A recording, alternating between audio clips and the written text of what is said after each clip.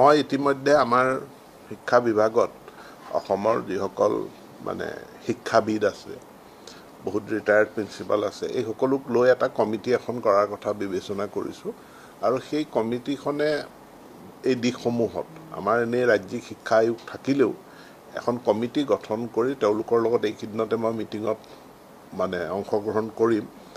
কমিটিখনৰ পৰামৰ্শ মতে তেনেকুৱা ব্যৱস্থা যদি গ্ৰহণ কৰিবলগীয়া হয় আমি কৰিম। গতিকে সেইটো আমি ডিপাৰ্টমেণ্টে সিদ্ধান্ত লোৱাতকৈ আমি বিশিষ্ট শিক্ষাবিদসকলক লগত লৈ এটা আলোচনাৰ মাধ্যমেৰে আমি কামখিনি কৰিম।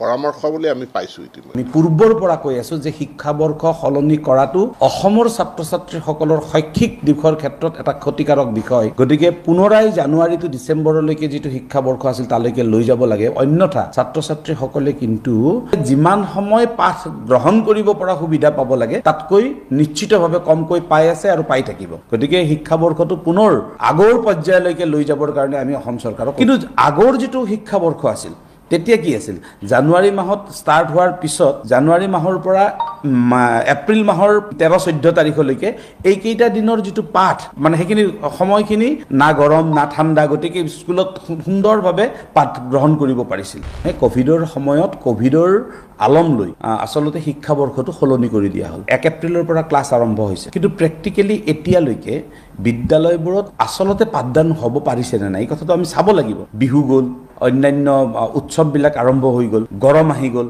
গৰম অহাৰ লগে লগে বিদ্যালয়বোৰত বন্ধ হ'ব লগা হ'ল, বানপানী আহিল, বানপানীৰ লগে লগে বন্ধ হ'ব লগা হ'ল। এই যিটো প্ৰক্ৰিয়া অসমৰ ছাত্ৰ ছাত্ৰীসকলৰ শৈক্ষিক দিশৰ ক্ষেত্ৰত এটা ক্ষতিকাৰক বিষয়। এতিয়া 16-17 তাৰিখে দিয়া হৈছে পেট এক্সাম, আকৌ 18 তাৰিখৰ পৰা আমাৰ মূল্যায়ন। কিন্তু এতিয়াও আমি দেখিছোঁ যে সম্পূৰ্ণভাৱে ছাত্ৰ ছাত্ৰীয়ে কিতাপখিনি পোৱা নাই।